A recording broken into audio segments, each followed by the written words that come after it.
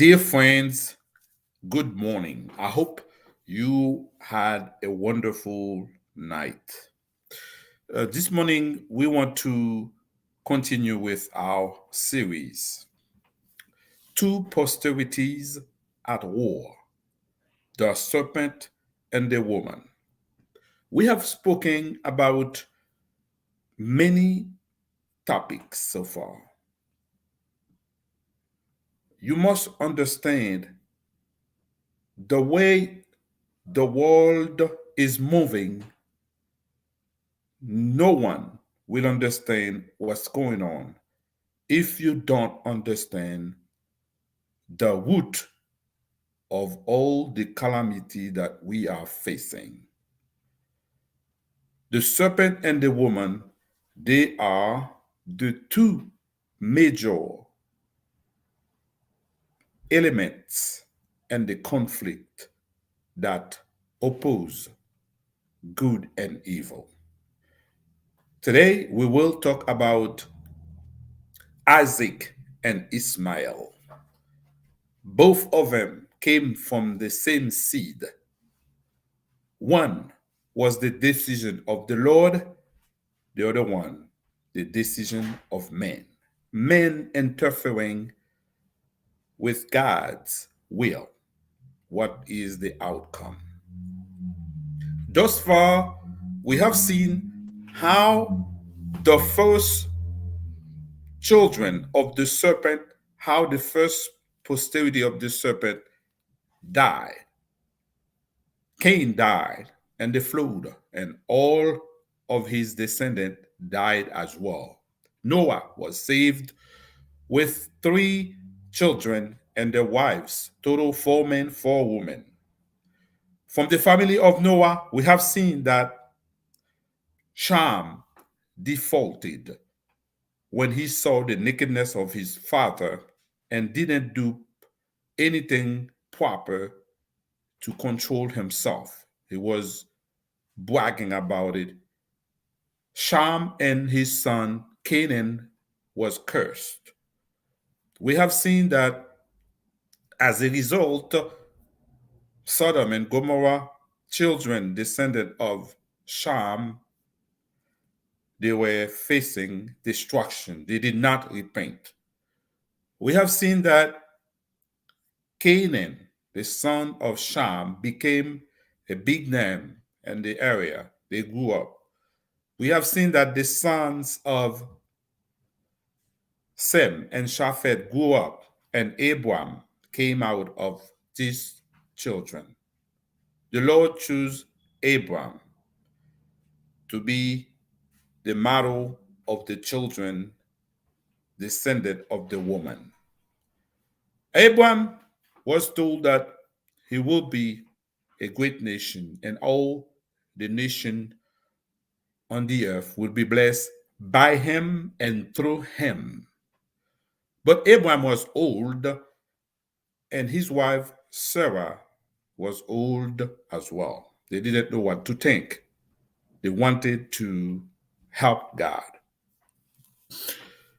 The Lord said to Abraham, "Be careful."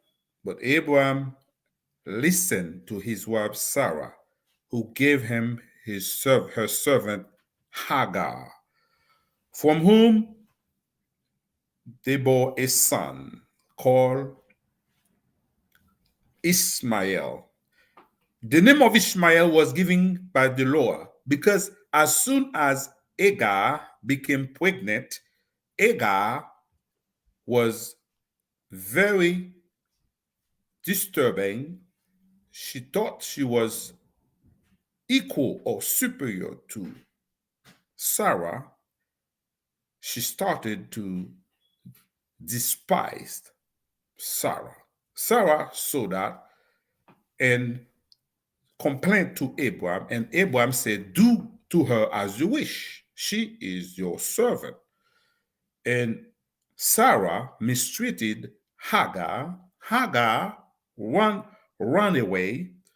The Lord heard Hagar cry for help, and the Lord came and said to Hagar, return to your mistress, and obeyed her. The Lord said to Hagar, I will bless the son that you are carrying. You shall call him Ismael. He will be loved at the same time, hate by many. So that was it. That's what the name of Ishmael mean. Love and hate by many. So she went back to her mistress. Abraham was 86 years old when Ishmael was born. But something was going to happen. And Genesis chapter 17, verse 18 to 19, the Lord was about to come to Abraham, telling him that Sarah gonna bore a son. And Abraham was afraid. Abraham thought Ishmael was the heir, was the son through whom the earth would be blessed. So Abraham said to the Lord, please remember Ishmael. So what you should understand is that Abraham's statement was very scary. Oh, may Ishmael live before you. Then God said, no, Sarah, your wife, shall bear you a son, and you shall call him Isaac. I will establish my covenant with him for an everlasting covenant, and with his descendants after him. And as for Ishmael, I shall hear you. Behold, I have blessed him, and will make him fruitful, and will multiply him exceedingly. He shall beget 12 princes, and I will make him a great nation. But my covenant I will establish with Isaac, whom Sarah shall bear to you at this set time next year. Then he finished talking with him, and God went up from Abraham. So, you see, the Lord was clear, but men wanted to flip God's plan. Did Abraham know about the fight between the posterity of the woman and the posterity of the serpent? Yes, he knew. Did he know what he was doing was to interfere in God's plan? No, he did not know. He was being played by Satan. How come Satan should be called a player in this sense? The way people were thinking is the basis to put in there. The idea of completing, adding, helping God is not from God, is from Satan. So we must listen and wait on God. That is the way of God's children. Now, how come we say that Isaac became the descendant of the woman and Ishmael became the son and descendant of the serpent? I need you to observe the way I worded my language. I said Ishmael became because he was born as the son of God. And when Ishmael was 13 years old, he was circumcised, meaning that belonged to the Lord. but the action of Ishmael will put him into the descendant of the serpent. No one was born to be sons or daughters of the serpent. Everyone at a certain time chooses to be one. It is the case for Isaac. To understand what we are saying, you must see what is coming next. As the Lord said he would bless Ishmael with 12 princes. And behold, Ishmael gave birth to 12 princes. Now, this is the genealogy of Ishmael, according to Genesis chapter 25. Abraham's sons, from whom Hagar the Egyptian, Sarah's maidservant, bore to Abraham. And these were the names of the sons of Ishmael, by their names according to their generations. The firstborn of Ishmael, Nebahu, then Kedar, Adil, Mitsam, Mishma, Duma, Massa, Hadar, Tema, Jethur, Nephis, and Kedema. These were the sons of Ishmael. These were their names by their towns and their settlements. 12 princes according to their nations. So, as the Lord said, 12 princes were born to Ishmael. They grew up to become a great nations, great territories. But what you need to see next is that from Isaac, something different was about to start. First, the Lord set the example when he said to Abraham, the son that you like, Isaac, take him and offer him to me and sacrifice at the mountain I will show you, Moriah. Abraham did what the Lord said, and the Lord stopped Abraham from sacrificing Isaac by providing a ram, which is a lamb. The scene portray Isaac as the precursor, as the model of what to come, Christ, that's supposed to come and die for us. So the example is set in Isaac. Isaac is seen as Christ, the one that's supposed to destroy the head of the serpent, and then the model was set. Abraham learned a lot that day. Ishmael was not in the picture, but Ishmael's action was about to be unfold. Who was Ishmael? Who was Ishmael?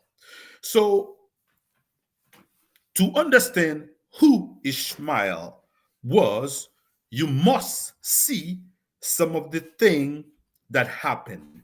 The next time you're gonna see Ishmael and Isaac together, first of all, they were together when Ishmael was 15, Isaac was a baby. But about 5 years later, when Ishmael was about 20, he and Isaac were no more together because Sarah escorted them, expelled them from her household. And later, after the death of Abraham, you see that Isaac and Ishmael came together to the funeral of their father and Mamre. So, this is a big piece of information to understand, to see that these two did not have any interaction, as the Bible stated. There would be no interaction between the son of the woman and the son of the serpent. What make Isaac the son of the woman and Ishmael the son of the serpent? You will understand that when Isaac gave birth to two sons, Jacob and Esau, something was about to happen in the family. Esau was an unorganized child. He was messing around with his blessing, his calling, his responsibility. He said to his brother Jacob, what do I need the blessing for? I am hungry. I just need food. So he underestimated his calling, the great battle that was going on. And Jacob, who understood better, said to him, I want to buy your right. And he did. You do know this story between Jacob and Esau, but the story between Jacob and Esau, the twin brother, was about to take a higher peak when Isaac was about to die. He wanted to bless them, to reveal them who they are. That's what the blessing is all about. Reveal who you are. What happened? You know the story. Esau was being played by Jacob, who knew better, and with the involving of Jacob's mother, things get to a higher peak. You must understand, Jacob's mother also got a dream. She knew. Rebecca knew something was about to happen. And Rebecca was there to make sure that her part was made. Rebecca also is one of the person some of us don't know about. We need to see in Rebecca someone who know the importance of following God's will and wait on to observe. She was trying to help God as well. It is a problem when we try to help God. We need to try to do our part. Rebecca's involvement made things seem to be a change for mankind. No, the Lord already said what was going on. What happened is that Jacob received the blessing from Isaac. Isaac thought it was Esau, but prophecy was in the fulfillment. Because you see, the argument was that Esau sold his right to be the head or the sons of God. He sold his right. He buy himself a piece to go to the enemy camp. And you're going to see, because the blessing was given, Jacob received it. Isaac said to Esau, I give the blessing to someone else. I cannot take it back. Esau said to Jacob, bless me. Is there anything else? Jacob said to him, you're going to become a slave of your brother. Esau was mad. And you see what Esau did. Genesis chapter 28, verse 9. Also, Esau saw that The daughters of Canaan did not please his father Isaac. So Esau went to Ishmael and took Mahalah, the daughter of Ishmael, Abraham's son, the sister of Nebaioth, to be his wife. In addition to the wives he had, Genesis 28, verse 8 to 9. As a rebuke to his father, Isaac did something awful. As a rebuke to his father, Esau did something awful. He went to the daughter of Ishmael and took one because he knew his father despised them. The statement that Isaac despised the daughters of Canaan and the daughters of Ishmael gives you a clear understanding of what was going on. Isaac knew the difference between being the children of God or descendant of the woman and descendant of the serpent. He knew, and he told his children what to do. Esau was from the seed of Isaac. He was called to become something great, but he left the camp of God to go to the camp of the serpent by marrying to Ismael's daughter. And Jacob despised Ismael's daughters. So that association tells us what was going on clearly. That's not enough. What was the action of Ishmael? What Ishmael has to do with all of this? To understand how Ishmael was the descendant of the serpent and what he was doing was part of it, is when you go and started reading further in Genesis chapter 37.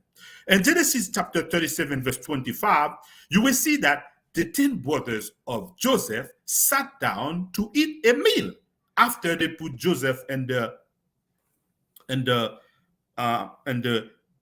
abyss and the water fountain and the well. So the 10 brothers of Joseph sat down to eat a meal. Then they lifted their eyes and looked, and there was a company of Ishmaelites coming from Gilead with their camels, bearing spices, balm, and myrrh on their way to carry them down to Egypt. So Judah said to his brothers, "What profit is there if we kill our brother and conceal his blood? Come and let us sell him to the Ishmaelites, and let not our hand be upon him, nor he is our brother and our flesh. For he is our brother and our flesh." And his brothers listened. Then Midianite traders passed by, so the brothers pulled Joseph up and lifted him out of the pit and sold him to the Ishmaelites for 20 shekels of silver, and they took Joseph to Egypt. So now Joseph have been taken down to Egypt, and Potiphar, an officer of Pharaoh, captain of the guard, an Egyptian, bought him from the Ishmaelites who had taken him down there. So Ishmael was in the business trade, and Ishmael was the one who bought Joseph and sold Joseph to Egypt to Potiphar. So what you see here is that the action of Ishmael was not an action that said they were the children, descendant of the serpent. Ishmael was acting as a serpent. Ishmael, descendant, was the one who bought Joseph and took him to Egypt. And who is Egypt? Egypt is the son of Shem, or they were the descendant of Shem. All this is a reality that tells us that single person who was about to be sold to Egypt was also gonna be a curse for the 10 tribes who were later gonna be going to Egypt to pay for what they did, meaning that the 400 years the children of Israel was about to spend in Egypt is a result of selling Joseph to Ismael. Even the children of God are not spared. What does that mean? It means that when you study Ismael and Isaac, you need to understand where you are. Not because Ishmael came from the bloodline of Abraham, made him the son of God. You are the son of God by what you do. The Lord called Ishmael to become a great nation. The Lord called him Ishmael, telling him you will be like and hate at the same time. It was an opportunity for Ishmael to make up, to know who he was, and stay with God for change. And also, the first action Ishmael's mother did was to marry Ishmael to an Egyptian woman, which give us a little bit more about the kind of identity they want to give themselves. They didn't marry to someone from the line of their father, or else you see for yourself. So this third part, this part 4 of our study shows that Ismael and Isaac are in a big fight, and the fight gonna be greater now because Joseph is sold in Egypt, and there in Egypt, the Lord gonna work with Joseph, and Joseph gonna call all the nation of Israel to come to Egypt. There, they're gonna build up a great force to break the circle and destroy the enemy forever. Now you're gonna see a greater battle. The greater battle now will be is the 12 tribes in Egypt. The Egypt is the son of Sham. All the time you see the two camps still fighting and still moving forward to control God's will. Who gonna be prevailing? Those who are with God, or those who are with the serpent? Those who are with the serpent, they seem to be strong. They flourish. Egypt, how come Egypt is cursed and they flourish? How? We're gonna see that next time. Tonight we will talk about how Joseph survived in Egypt. We're gonna talk about Joseph in the middle of fire. How he gonna survive the son of the woman? How and what is the secret of Joseph? What is his greatest prophecy? How he got it all together? How he identified the difference between being the son of the woman, the sons of God, and the son of the enemy. May God bless you abundantly. Thank you.